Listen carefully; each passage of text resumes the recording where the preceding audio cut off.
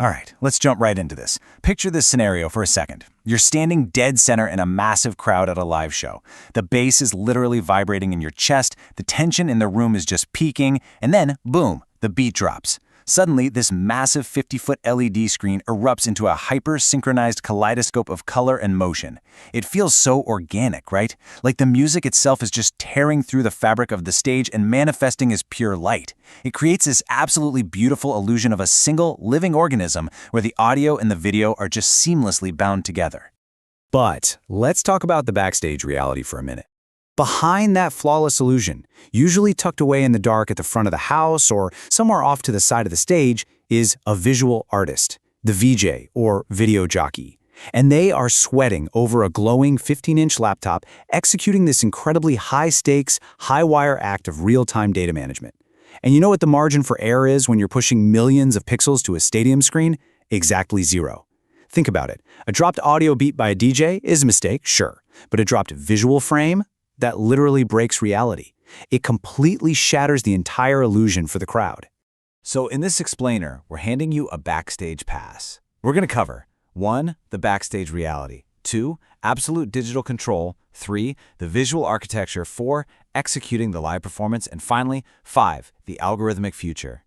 We're going to see how true creative freedom on stage actually relies on incredibly strict structure offstage. Section 1. The backstage reality. Okay, so the foundational rule we absolutely have to understand right out of the gate is that the preparation phase is where the show is won or lost.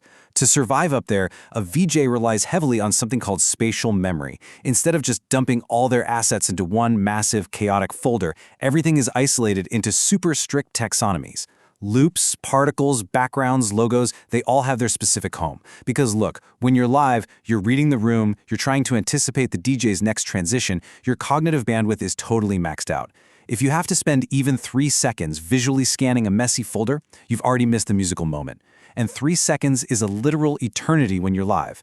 By knowing exactly where a folder physically lives, you eliminate that translation layer between wanting a clip and actually triggering it. Section 2. Absolute digital control. So, moving from how we organize folders to actual physical input, the source material emphasizes how vital it is to hardwire specific keyboard shortcuts straight into your muscle memory. You know, Control-T for a new text layer, Control-L for a new layer, spacebar to play, but crucially, absolutely crucially, Control-S to save. When a software engine is trying to composite multiple layers of video, apply intense effects, and push it all to a stadium screen, that system is under immense stress.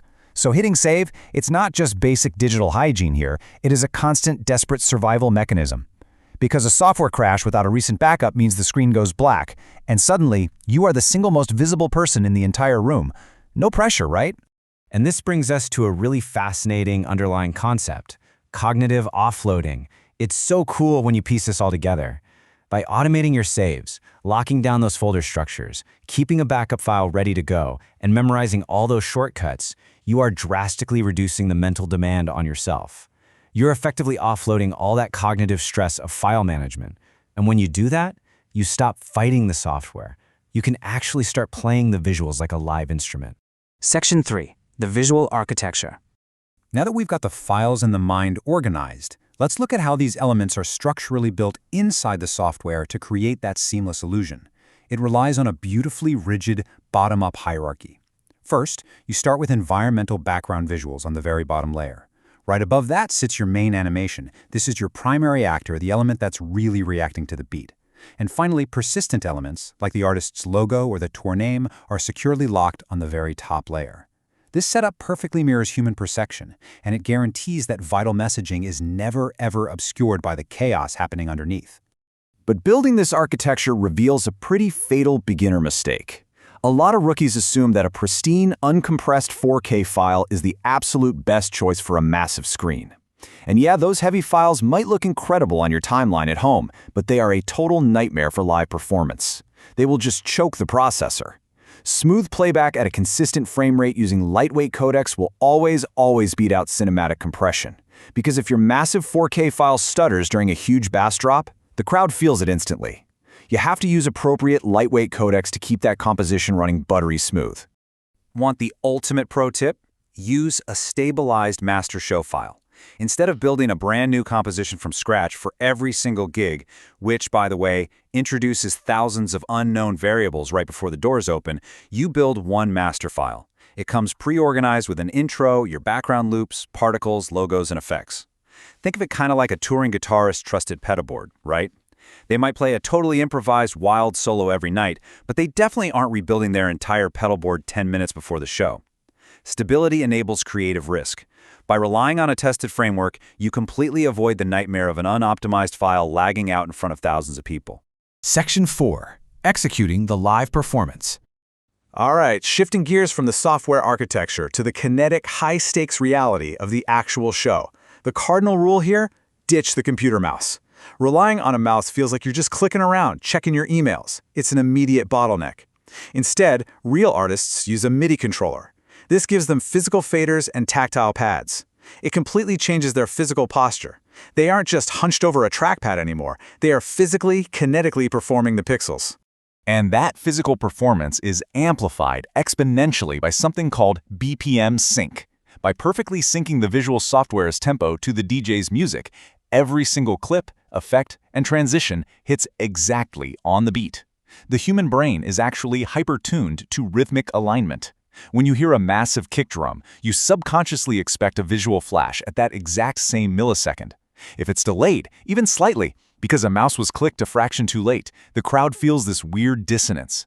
But with BPM sync, the visuals stop feeling like an iTunes screensaver. They feel physically generated by the music itself, creating this totally unified, organic sensory experience for the audience. So while a VJ's hands are flying all over that MIDI controller, they're pulling from a core toolkit of heavy-hitting effects. We're talking glow, RGB shift, mirrors, kaleidoscopes. But do you know what really separates the amateurs from the hardcore veterans? Restraint. Yeah, the golden rule of live visuals is that the biggest risk to a show isn't a lack of creativity, it's overindulgence. Less is truly, truly more. The real impact comes from putting fewer effects in exactly the right places.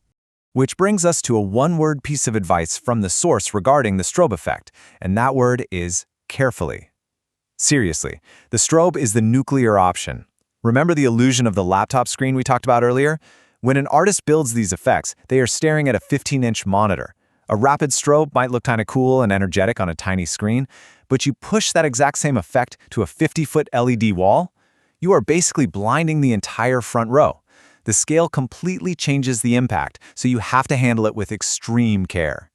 Because that little laptop monitor absolutely lies to you about brightness and scale, our final execution step is a strict pre-flight checklist. Before those venue doors even open, you must step away from the desk. It's a non-negotiable ritual.